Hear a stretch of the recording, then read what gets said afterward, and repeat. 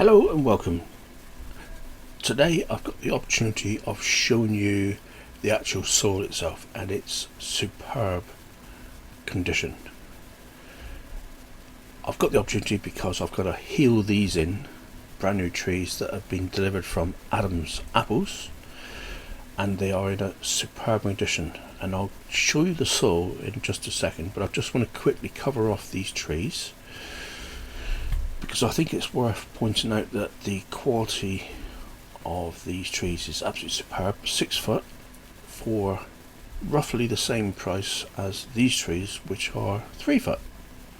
These trees are perfectly fine, they'll get away and they make perfectly good trees, but I know what I'll prefer if I had a choice, and that would be the 6 foot ones from Adam's Apples. And I am giving them a plug. There's no money exchange hands here, it's not sponsored, it's just that when I get given good service I like to pass on the regard. Of course you have to live in the UK, but there we are. So today's about the soil, and I'm going to get the opportunity to dig a hole and actually show you what its profile is like. Now this particular bed has been dug over with multiple applications of compost over the years. It's had regular no root disturbance and overwintering green manure crops, cover crops, that have been allowed to be rotted into the soil. Both the compost and the roots not being disturbed are a major contributor to the humus and the good condition I now find this soil actually in. We're only getting to get the opportunity to look at this one hole, I'm afraid, because these trees are going to go in that one hole, and of course I don't want to dig anything more because I do like the no dig principle. So let's have a look at the soil. The light brown soil that you can see in the foreground here is the natural colour of the soil. This has come up from the bottom of the hole and it represents the natural unimproved soil. That is from a spade's depth, and if I just one-handedly show you that the light coloured soil right at the bottom of this hole, you can get an idea of just how deep the improved soil has reached down, because look at that colour.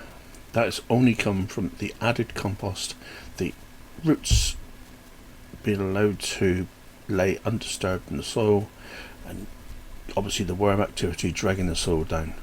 That is wonderful looking.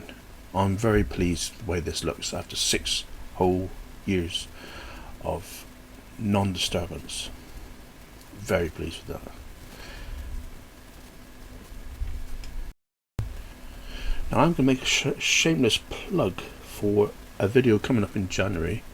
These trees will be planted out at the field, and I intend making a good video for that because I want to show you in real terms the difference between trees planted correctly and how they turn out into trees that give a good weight of fruit, and how they look when they're treated badly. I am going to pick on a next door neighbour in a field half a mile away, not to be nasty to them, but I want to show you their mistakes and why their trees are so much behind my trees. Not as my glorification as look at me on a wonderful, but just so that you can learn from their mistakes, and hopefully when you plant trees you'll do it the proper way and gain from this advice. But that's in an episode to come in January, of course. At this point I would like to just point out that trees do not need improved soil to be planted into. The roots will actually seek out